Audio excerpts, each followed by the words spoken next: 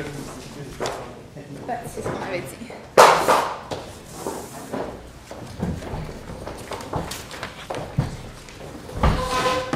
C'est règlement, je sais pas. J'aurais une question sur la réponse. Oui. Par exemple, tu as une énumération. Ouais. On dit un argument logique, mais qui n'est pas écrit dans le manuel.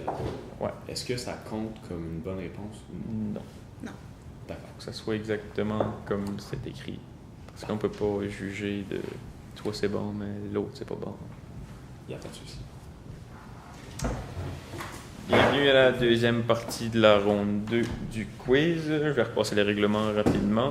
3 sortes de questions. Vrai ou faux, choix unité, question développement. Vrai ou faux pour 1 point, pas de droit de réplique. Choix unité pour 2 points, un droit de réplique à 1 point. Question développement 4 points et un droit de réplique à 2 points. Pour toutes les questions, si vous répondez avant que j'ai terminé de lire la question et les réponses s'il y a lieu, vous perdez 1 point, c'est pas la bonne réponse. Mais si c'est la bonne réponse, vous avez vos points. S'il y a un droit de réplique, l'équipe qui a le droit de réplique peut répondre tout de suite, même si la question n'est pas terminée. D'accord. Il n'y a pas de perte de points pour ça. Si j'ai terminé la question, vous pouvez essayer quelque chose, il n'y a pas de perte de points pour une mauvaise réponse. Vous essayez vos buzzers avant de commencer.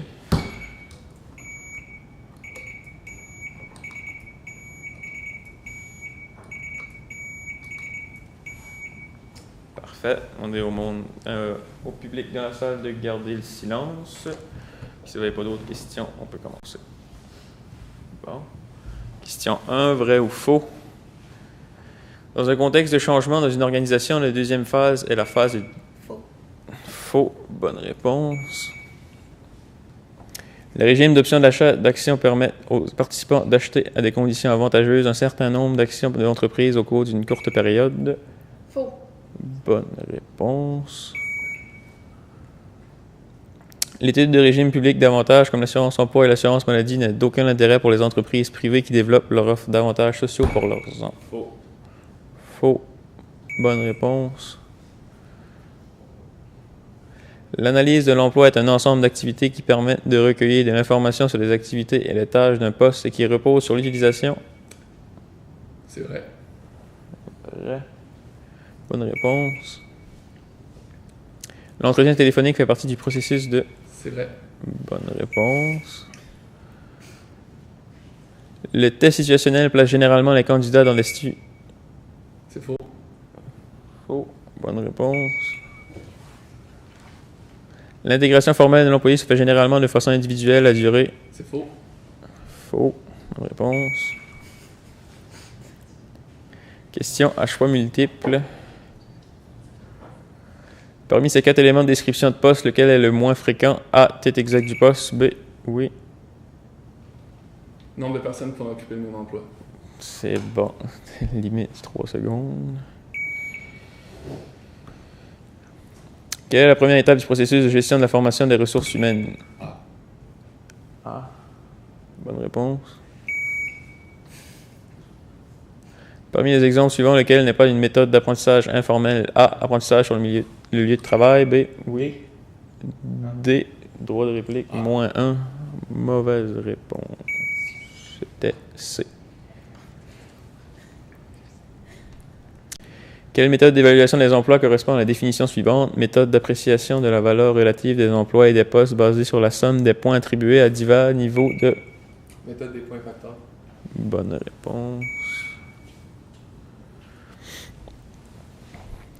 Comment se nomme la barrière invisible créée? B. B. Bonne réponse. Quel type d'équité fait problème dans la situation suivante? Si l'on m'offrait une promotion comme responsable de garderie, je citerais que la différence de salaire n'est pas assez grande pour compenser les responsabilités plus grandes. A. Équité interne. B. Oui. A. Bonne réponse. Comment appelle-t-on le processus de règlement des différends par lequel un tiers neutre tente par la persuasion des arguments? Médiation.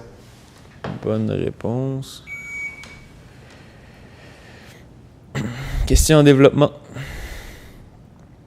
Le recrutement est un enjeu très important pour les entreprises, que ce soit le recrutement interne ou externe. Nommez 2 avantages du recrutement interne et 2... Oui. Donc, 2 avantages du recrutement interne, c'est qu'on engage une personne qu'on connaît déjà et ça renforce aussi la culture organisationnelle.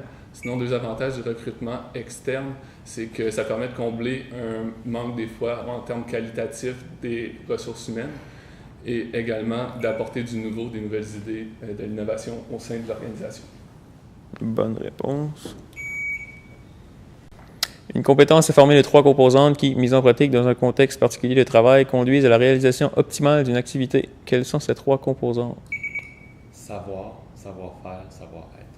Bonne réponse. Nommez 4 exemples d'indicateurs pour l'évaluation de la qualité du service offert par une entreprise.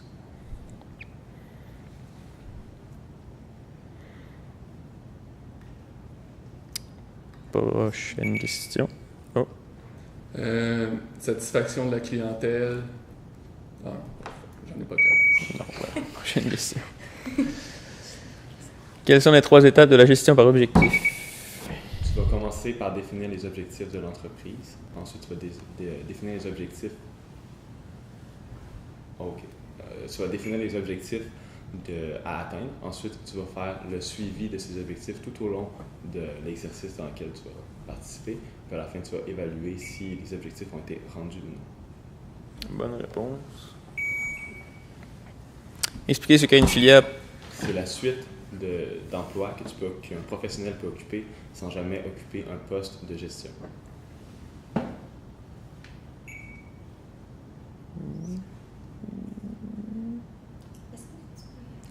C'est la suite d'emplois qu'un professionnel peut faire, c'est-à-dire dans un métier, sans jamais occuper un poste de gestion.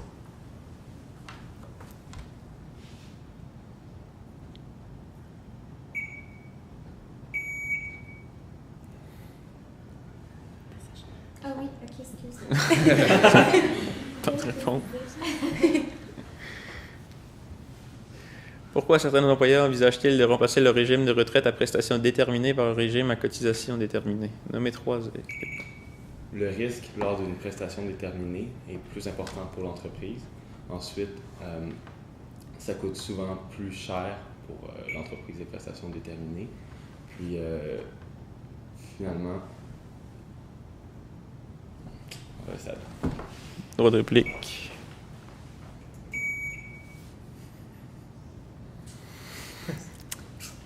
OK. Prochaine question.